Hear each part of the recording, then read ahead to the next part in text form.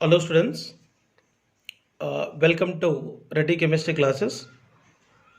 तो आज का सेशन में हम डिस्कस करने वाले हैं कोलिगेटिव प्रॉपर्टीज। तो what is mean by colligative properties? देखिए, the physical properties of dilute solutions which depends upon number of moles of solute but does not depends upon nature of solute and solvent is called colligative properties.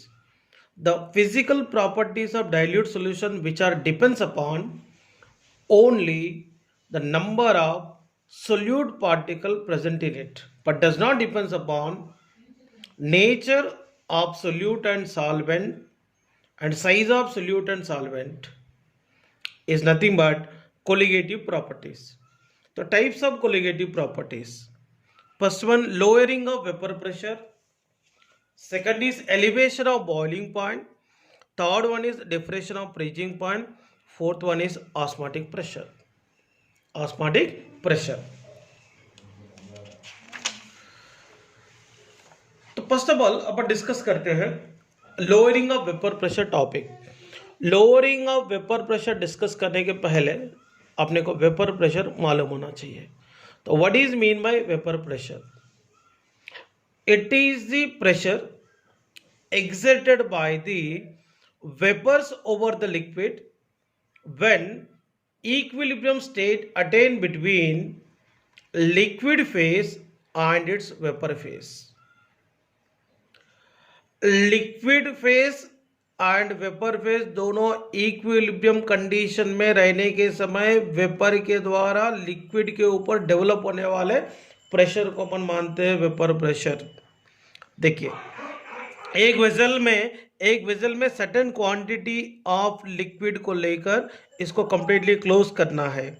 तो close करने के बाद क्या होगा, इसमें liquid में n number of liquid molecule होता है।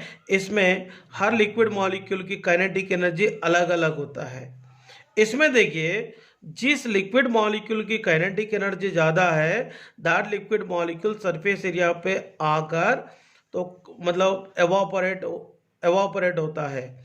मतलब high kinetic energy of a liquid molecule मतलब गैस के फेस में कन्वर्ट होते जा रहा है। तो लिक्विड मॉलिक्यूल गैस के फेस में कन्वर्ट होने वाले प्रोसेस को एवापोरेशन कहते हैं। इसमें जितना एरिया में वेपर्स बनना चाहिए उतना एरिया में वेपर्स बनने के बाद एवापोरेशन स्टॉप नहीं होता। ये continuously high kinetic energy of the liquid molecule evaporate होते जाता है। Less kinetic energy of vapour molecule condense होकर वापस लिक्विड में कन्वर्ट होता है। तो वेपर मॉलिक्यूल लिक्विड में कन्वर्ट होने वाले प्रोसेस को कंडेंसेशन बोलते हैं। एक पर्टिकुलर स्टेज रीच होने के बाद एवापोरेशन और कंडेंसेशन के बीच में इक्विलिब्रियम स्टेज रीच होंगे। इसका मतलब होता है जितने लिक्विड मॉलिक्यूल वेपर में कन्वर्ट होता है उतना ही number of moles of vapour molecule liquid में कन्वर्ट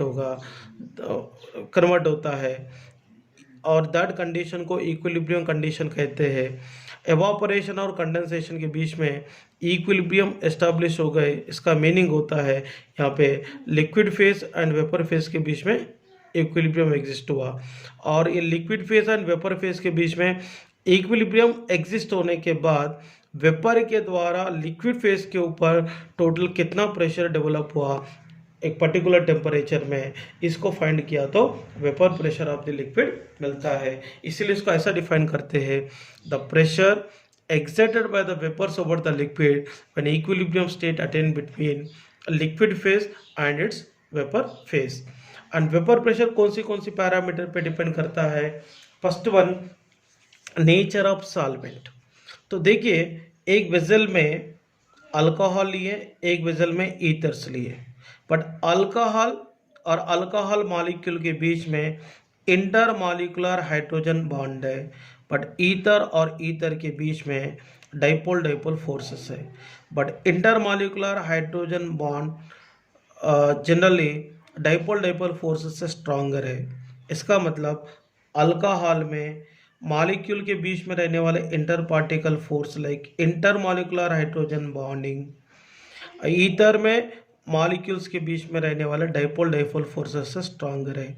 इसका मतलब जिस सॉल्वेंट में इंटर पार्टिकल फोर्स स्ट्रांगर होता है, इसकी रेट ऑफ द एवापोरेशन कम रहता है। रेट ऑफ द एवापोरेशन कम रहने के कारण vapour pressure of the solvent भी डिक्रीज होता है। और जिस सॉल्वेंट में मॉलिक्यूल के बीच में इंटर पार्टिकल फोर्स वीक रहता है, सच सॉल्वेंट इजीली एवापोरेट होगा। और हाई एवापोरेशन टेंडेंसी शो करने वाले सॉल्वेंट की वेपर प्रेशर ज़्यादा रहता है। इसका मतलब सॉल्वेंट में वीकर इंटर पार्टिकल फोर्सेस रहा तो रेट ऑफ द एवापोरेशन ज़्यादा होने के कारण एंड दैट सॉल्वेंट की वेपर प्रेशर भी ज़्यादा रहता है। इसका मतलब अल्कोहल की वेपर प्रेशर ईथर के कंपैरिजन में कम रहता है, क्योंकि इसमें स्ट्रॉन्गर इंटरमॉलिक्यूलर हाइड्रोजन बॉन्ड है, बट इसमें डाइपोल डाइपोल फोर्सेस है। मतलब नेचर ऑफ द सॉल्वेंट कैसे इफेक्ट करता मैंने एक्सप्लेनेशन किया था। इसके बाद देखते हैं, इसके बाद देखेंगे टेम्परेचर। तो टेम्परेचर कैसे इफेक्ट करता है। देखिए, एक वेजल में सर्टेन क्वांटिटी ऑफ लिक्विड लेकर इसको क्लोज कर देंगे। क्लोज करके क्या करेंगे, इसको टेम्परेचर इंक्रीज करेंगे। टेम्परेचर इंक्रीज करने के बाद लिक्विड मॉलिक्यूल की काइनेटिक एनर्जी बढ़ता है। लिक्विड मॉलिक्यूल की काइनेटिक एनर्जी बढ़ने से लिक्विड मॉलिक्यूल वेपर में कन्वर्ट होना चालू होगा। तो जैसे जैसे लिक्विड वेपर में कन्वर्ट होते जाता है, वैसे एवापोरेशन बढ़ेंगे।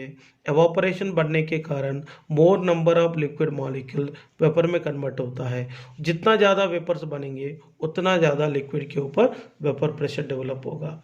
इसका मतलब टेम्परेचर ऑफ ए लिक्विड बढ़ाने से, लिक्विड मॉलिक्यूल का काइनेटिक एनर्जी बढ़ने से रेट ऑफ द एवापोरेशन बढ़ेंगे। रेट ऑफ द एवापोरेशन जैसे जैसे बढ़ते हैं वैसे vapour pressure of the liquid बढ़ता है। तो next parameter is surface area. So generally liquid का जितना ज़्यादा सरफेस एरिया रहता है उतना ही क्वांटिटी में लिक्विड मॉलिक्यूल गैस में कन्वर्ट होता है। तो लिक्विड मॉलिक्यूल गैस में कन्वर्ट होने वाले फिनोमिना बढ़ रहा बोले तो रेट ऑफ द एवापोरेशन बढ़ेंगे।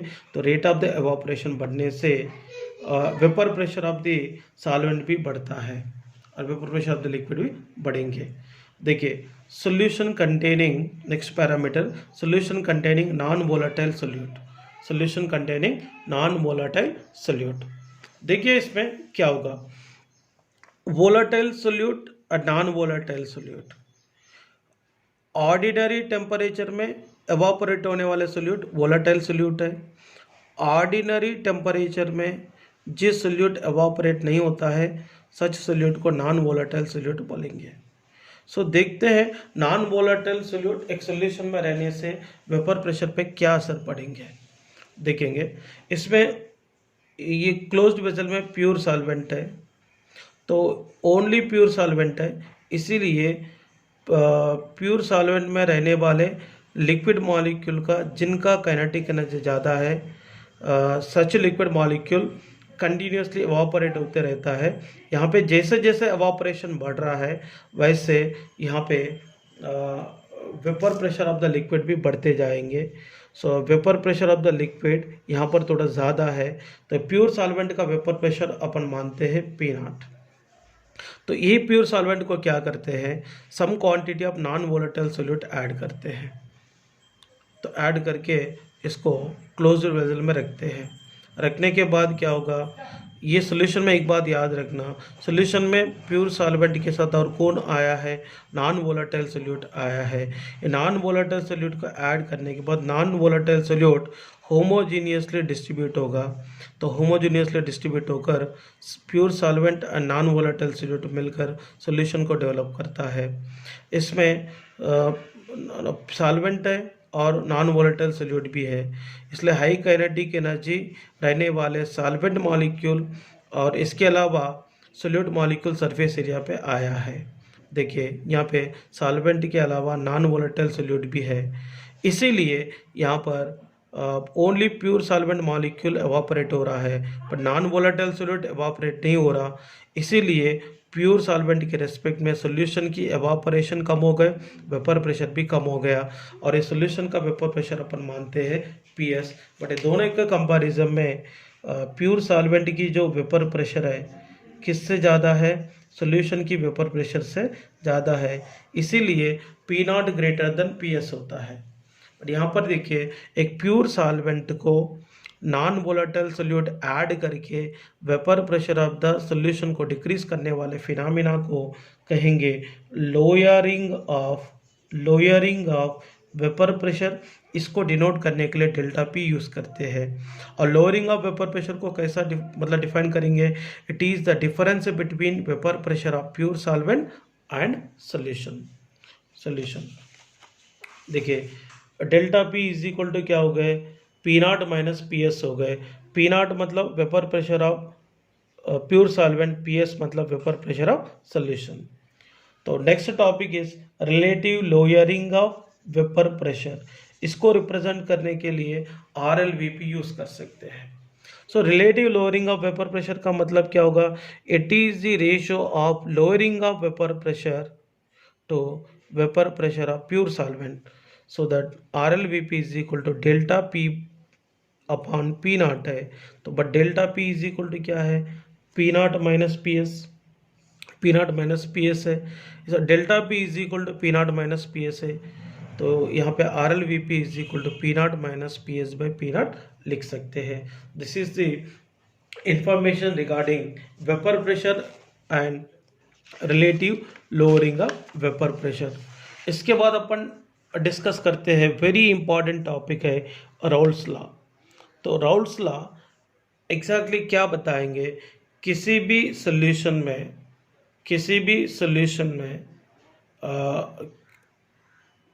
वोलाटाइल लिक्विड्स रहा तो वोलाटाइल लिक्विड्स सॉल्यूशन के वेपर प्रेशर डेवलप करने के लिए कौन सी पैरामीटर पे डिपेंड करता है, ये राउल्स लॉ में डिस्कस कर सकते हैं। राउल्स लॉ का पहला स्टेटमेंट अपन देखते हैं, at a given temperature for a solution of volatile liquids, at a given temperature for a solution of volatile liquids the partial vapor pressure of each component in the solution is directly proportional to its mole fraction। तो इसका मतलब समझ लीजिए, मतलब solution में अगर volatile liquids रहा तो वोलाटाइल लिक्विड्स का पार्शियल वेपर प्रेशर हमेशा सॉल्यूशन में रहने वाले दैट पर्टिकुलर कंपोनेंट की मोल फ्रैक्शन पे डिपेंड करता है। देखिए, मैं आपको समझा देता हूँ। ए एंड बी के द्वारा बना हुआ एक बाइनरी सॉल्यूशन है। अगर अपने को ए का पार्शियल प्रेशर अगर देखना है, तो ए का पार्शियल प्रेशर अगर देखना रहा तो क्या होगा, देखिए, ए का पार्शियल प्रेशर अगर देखना रहा तो क्या करना चाहिए, ये सॉल्यूशन में ए का मोल फ्रैक्शन क्या है वो देखना पड़ता है।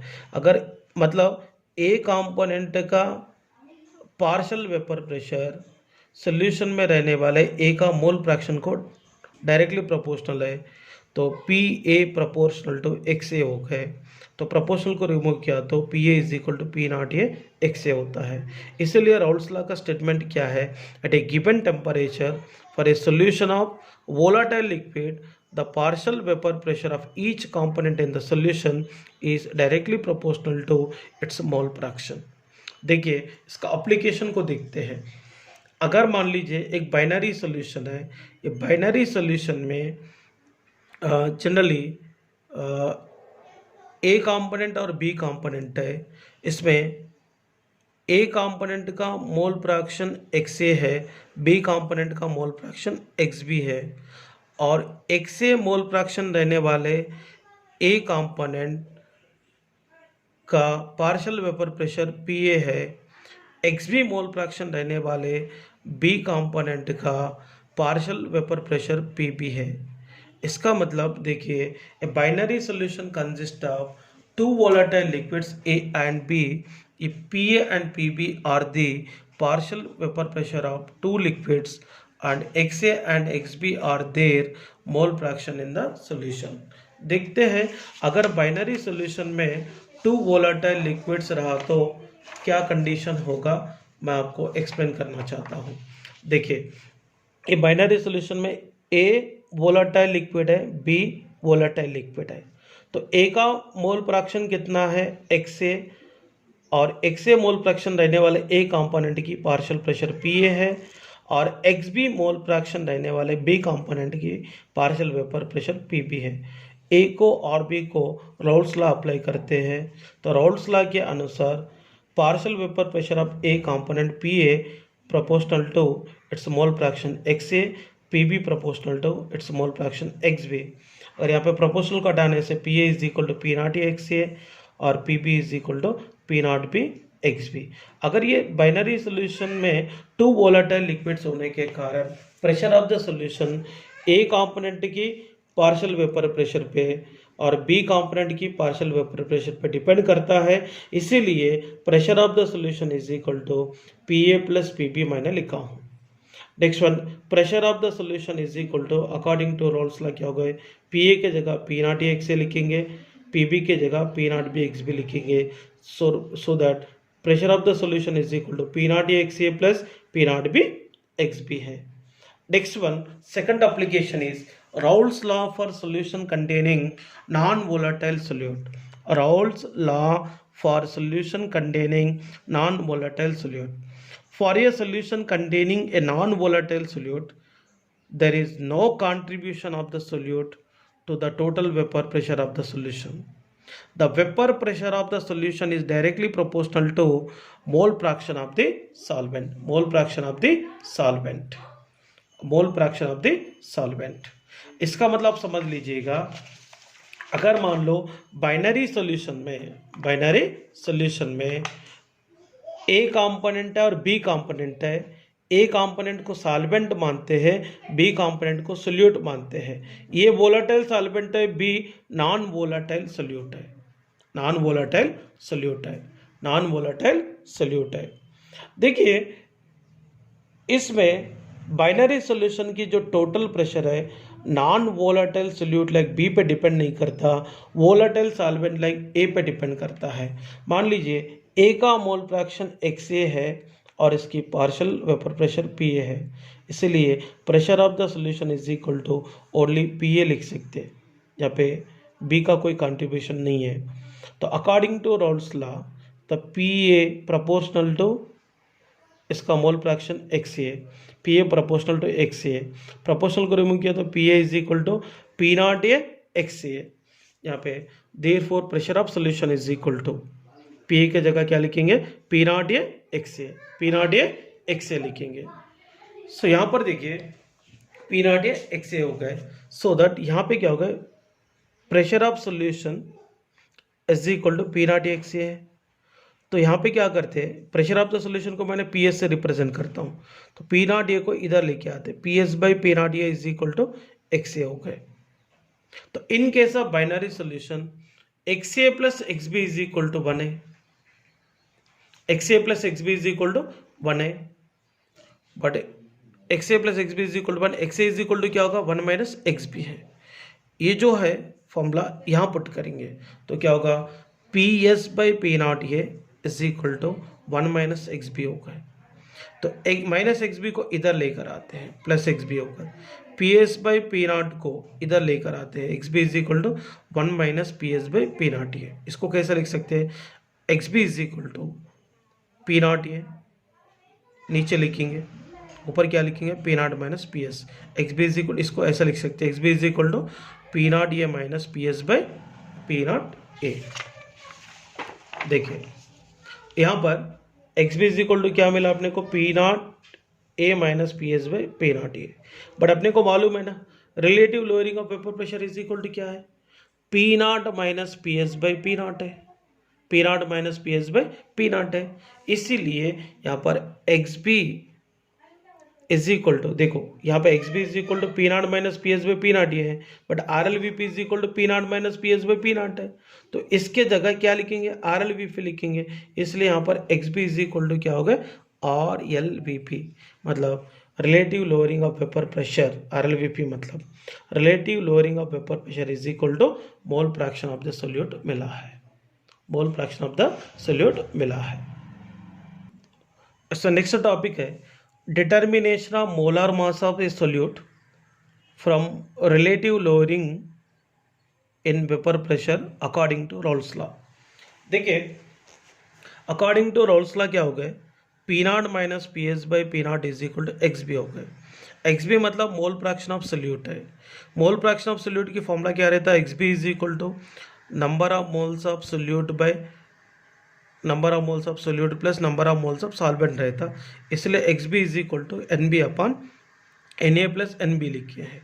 सो यहाँ पे एक्स बी की जगह ये पुट करेंगे तो P0 minus P S by P naught is equal to N B upon N A plus N B हो जाता है। बट एन ए बोले तो क्या है यहाँ पे number of moles of solvent है, एन बी बोले तो number of moles of solute है, number of moles of solute है। यहां पर देखिए N B is equal to W B by M B, N A is equal to W A by M A. W B मतलब weight of solute, M B मतलब molecular weight of solute, W A मतलब weight of solvent, M A molecular weight of solvent है। But P naught minus P S by P naught is equal to कौन सा formula था actually, P naught minus P S by P naught is equal to N B upon N A plus N B था। But यहाँ पर N B is equal to W B by M B हो गए, N A is equal to W A by M A हो गए, इसलिए P naught minus P S by P naught is equal to W B by M B upon W B by M B plus W A by M A लिखना है। यहाँ पे और Raoult's law in case of very dilute solution के लिए देखते हैं। According to Raoult's law P naught minus P S by P naught is equal to, ये एप्लीकेशन कंडीशंस पढ़ रहे हैं यहाँ पे, P naught minus P S by P naught is equal to N B upon N A plus N B है। But in case of very dilute solution N A plus N B approximately N A को equal होता है। क्यों ऐसा कर रहे हैं, N A के रेस्पेक्ट में एन बी का वैल्यू बहुत ही छोटा है और इसको नेग्लेजेबल भी कर सकते हैं, तो इसका नेग्लेजेबल वैल्यूज है, इसलिए N A plus N B is equal to N A लिख रहे हैं। So that P naught minus P S by P naught is equal to N B upon N A लिखेंगे। बट एन बी मतलब पता है अपने को W B by M B, N A का मतलब पता है W A by M A, so that P naught minus P S by P naught is equal to W B by M B upon W A by M A. इसको finally क्या लिख सकते हैं, P naught minus P S by P naught is equal to W B by M B into M A by W A. इसे P naught बोले तो vapour pressure of pure solvent है, P S बोले तो vapour pressure of solution है, W B बोले तो weight of solute है, एम बी बोले तो मॉलिक्यूलर वेट ऑफ सोल्यूट है, एम ए बोले तो मॉलिक्यूलर वेट ऑफ सॉल्वेंट है, W A wait of solvent है। ये सारे पैरामीटर को याद रखना चाहिए।